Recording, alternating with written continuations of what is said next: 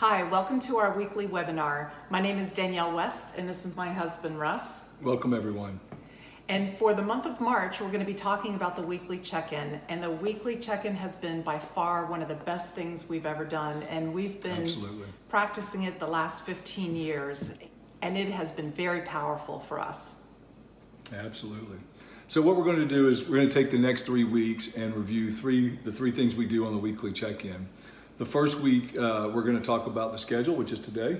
We'll go into that a little much deeper. And then next week, we'll talk about hopes and dreams. So each week, we start out by reviewing our schedule. Then we go over our hopes and dreams.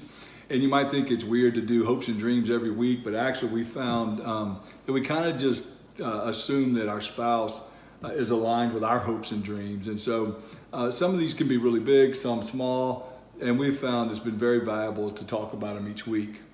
And then the third thing we'll do on the third week is we'll talk about the thing that's probably the most powerful of the weekly check-in. And so what we do is we talk about how we've hurt each other that week, or if we've done anything that's frustrated, angered, embarrassed, but any kind of conflict, we make sure we address every week during the weekly check-in.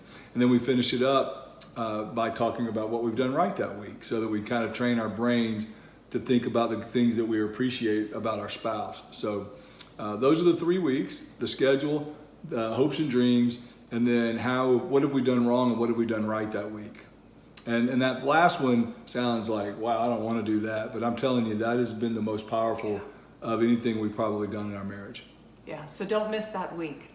What I love about the schedule is it allows me to know what big meetings Russ has, and if he's going to be traveling out of town, it allows me to schedule some things on my own, and whether we're going to be meeting up with the kids or not that week. Right. So I really love comparing our schedules and knowing whether we're going to be home for dinner or not. Of course, the schedule part helps so much with communication. As we all know, communication is a big thing in marriage, and this is one little thing that really helps on the communication front, right? It helps us make sure we don't miss things.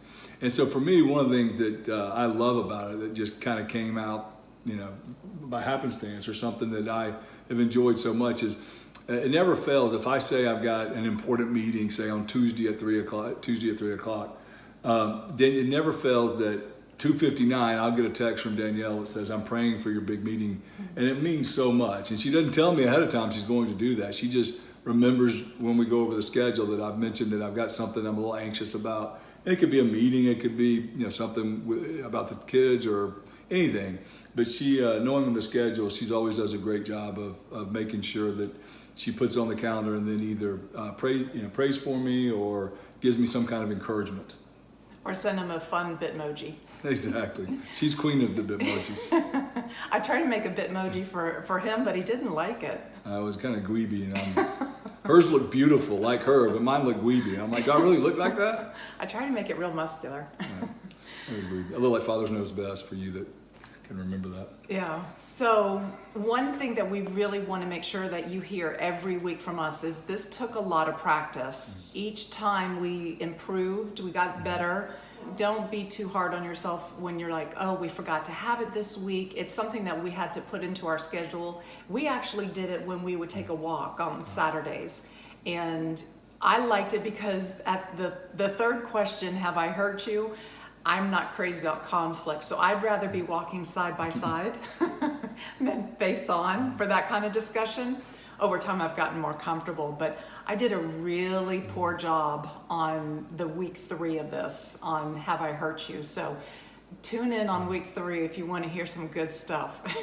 If you want to get the dirt on me, tune in until week 3. Yeah, week 3 is a really, really good one. So, so this is all about being intentional in our marriage. It's probably one of the greatest things we can do from an intentional perspective is set aside an hour or so each week to walk through this. And make sure you do it when you're emotionally safe, which we'll be talking about at a webinar in the future. But make sure it's an emotional safe place, that you're prepared for it, that you're not exhausted or already angry. For us, late Saturday morning seems to be the best time for us, but that's just because that's when we're the freshest. It's at the end of the week. Usually we've had the best night's sleep on Friday night. Got to sleep in. I'm not anxious because we're not getting up and worried about work. So for us, late Saturday morning has always been a good time, but you'll have to find what's best. We will let you know, do not do this while you're driving. We had a couple who did it while they were driving and got in a fight, and the guy jumped out of the car While it was still rolling. while it was still rolling. So we don't want you to do this in the car. So, but do find a time where you can be comfortable and relaxed, because when you get into the part about have I done anything to hurt you or anger you or frustrate you this week, that can bring up some tough feelings and things to work through. So you want to make sure you're in a good headspace when you do that. And one thing I want to mention, one couple had practiced this and then they aborted even having the weekly check-in because they didn't like the third question. And they felt like they were trying to pick on each other and find stuff. There's two ways to look at this.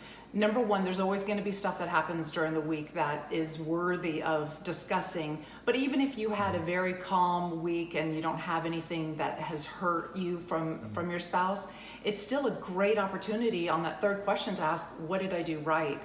So that's one reason why we still encourage to do the weekly check-in. But the other is, if you're just starting out on this, just do the first two.